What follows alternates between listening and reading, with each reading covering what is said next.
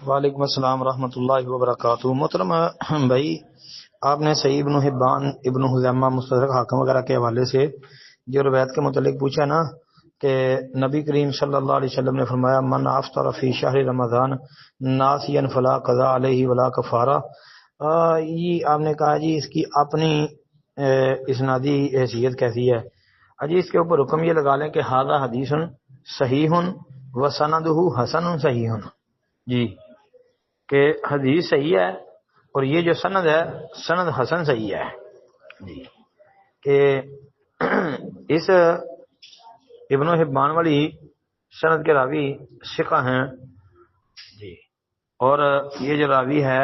محمد بن عمر بن علقمہ اللیثی جی، یہ بھی ثقہ صدوق راوی ہے، اور اس روایت کو ابن حبان نے بھی صحیح کہا ہے، ابن خزیمہ نے بھی صحیح قرار دیا ہے، امام حاکم رحمۃ اللہ علیہ نے، اور حاکم نے تو مسلم کی شرط پر صحیح کہا ہے، اور پھر حاکم کے ساتھ زابی نے موافقت بھی کی ہے، اور علامہ حسمی رحمۃ اللہ علیہ نے اس روایت کو جو ہے نا ذکر کیا ہے طبرانی کے حوالے سے۔ تو یہ روایت جو ہے نا انشاءاللہ حسن سند کے ساتھ ہے جی، اور یہ اس لیے کہا ہے کہ حدیث کو صحیح اور سند کو حسن صحیح قرار دے دیں، کیونکہ صحیح بخاری کے اندر یہ ایک دوسری سند کے ساتھ ابو ہریرہ رضی اللہ تعالی عنہ سے ہی یہ حدیث بھی موجود ہے، صحیح مسلم میں بھی آتی ہے۔ صحیح بخاری کے اندر جو ابو ہریرہ رضی اللہ عنہ کے بیان کردہ الفاظ ہیں وہ ہے قالا، نبی علیہ السلام سے وہ بیان کرتے ہیں کہ اذا ناسیا فاکل وشرب فلیتم صومہ فانما اطعمہ اللہ وسقاہ، کہ نبی کریم علیہ الصلوۃ والسلام سے ابو ہریرہ بیان کرتے ہیں کہ آپ علیہ السلام نے فرمایا جب کوئی بھول گیا اور کچھ کھا پی لیا تو اسے چاہیے کہ اپنا روزہ پورا کرے، کیونکہ اس کو اللہ نے کھلایا اور پلایا ہے جی۔ اسی طرح سنن ابی داود کے اندر بھی روایت موجود ہے، جو بخاری والی ہے نا وہ مسلم شریف کے اندر بھی 1155 پر آتی ہے، اور جو سنن ابی داود کے اندر الفاظ ہیں جی اس میں یہ ہے کہ جاء رجل الی النبی صلی اللہ علیہ وسلم فقال یا رسول اللہ انی اکلت وشربت ناسیا وانا صائم فقال اللہ اطعمک وسقاک، کہ نبی اکرم صلی اللہ علیہ وآلہ وسلم کے خدمت میں ایک آدمی آیا اور کہا اے اللہ کے رسول میں نے روزہ رکھا ہوا تھا اور بھول کر کھا بھی بیٹھا ہوں، آپ علیہ السلام نے فرمایا اللہ نے تمہیں کھلایا اور پلایا ہے، مطلب کہ اس طرح روزہ نہیں ٹوٹتا، روزہ مکمل کر لینا چاہیے اگر بندہ بھول کر کھا پی لے تو۔ السلام علیکم ورحمۃ اللہ وبرکاتہ۔ جی السلام علیکم ورحمۃ اللہ وبرکاتہ۔ محترم بھائی نے یہ پوسٹ بھیجی ہے رمضان المبارک کی دعا، کہتے ہیں کیا یہ صحیح ہے؟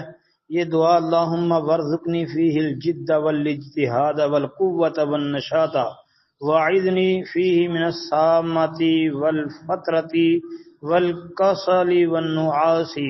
اے اللہ اس مہینے میں مجھے عبادت میں جد و جہد، قوت اور نشاط عطا فرما، اور بوریت، تھکاوٹ، سستی اور نیند سے پناہ میں رکھیں، یعنی رکھیے۔ اچھا جی، کتاب الدعا امام طبرانی کی، اس کا حوالہ 914 نمبر حدیث کا دیا ہے۔ اچھا محترم بھائی، یہ روایت یہاں پر جو ہے نا موجود ہے، لیکن یہ روایت جو ہے نا سندن